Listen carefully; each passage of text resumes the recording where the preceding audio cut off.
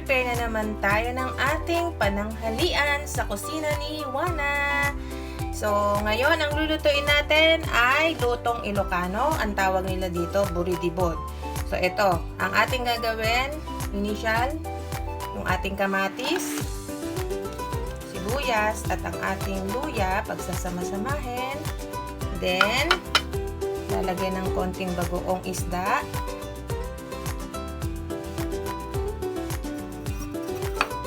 Tapos, lalamasin ng konti para maglasa sa ating ilulutong recipe. So, yan. Gaganyan nyo lang siya. Tapos, after nyan, ipailalim natin sa ating kasirola.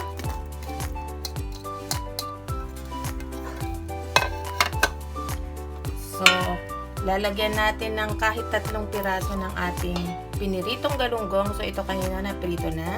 Ayan. 3 hanggang 4. Pwede din. Ayan. Ganyan ang gagawin natin.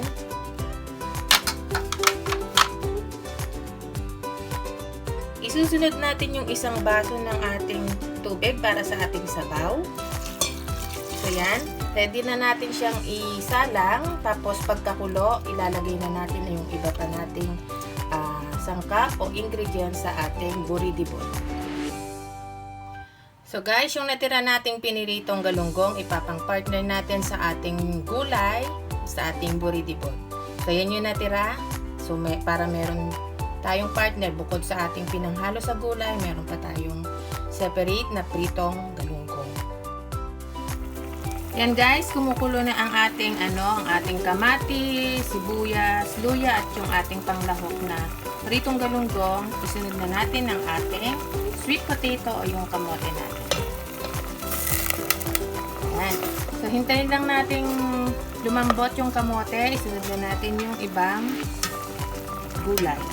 So yan guys, madali, sobrang dali na lang to ng menu na to. Kahit sino kayang-kayang lutuin. Hindi siya yung mabusisi, simple lang.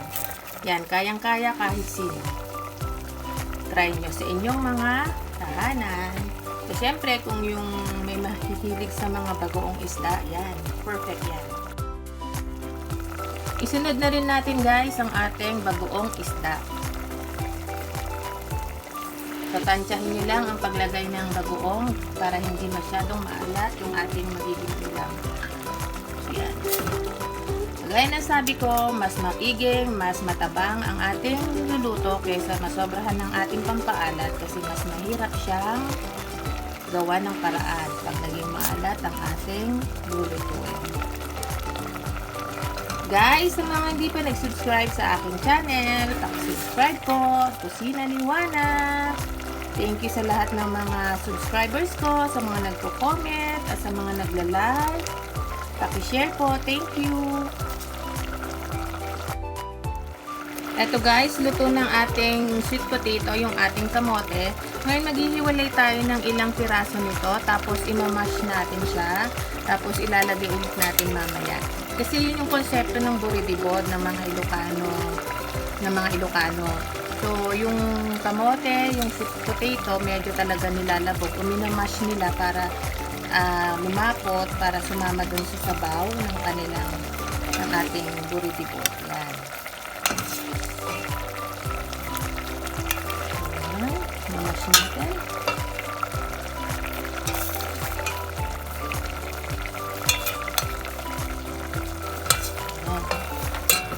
Imamash natin tong ilang piraso ng ating kamote, then mamaya ilalagay na natin. So habang minamash natin yung ilang piraso ng ating kamote, ilagay na natin ang ating libato, ito. So tawag ng iba dito libato, yung iba naman gubay. So ito yung yung medyo parang madulas siya na parang okra. So yan, ilagay na natin siya. So, wag lang natin masyadong hahaluin para hindi masyadong madulas yung ating libato o yung ating gubay.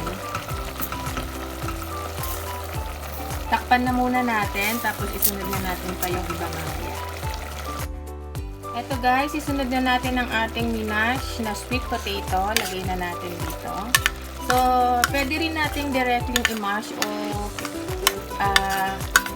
pipitin ng konti yung ating kamote pag tayo nagluluto. Pero syempre sa akin gusto ko ihiwalay siya para ma-mash natin masyado yung ating kamote.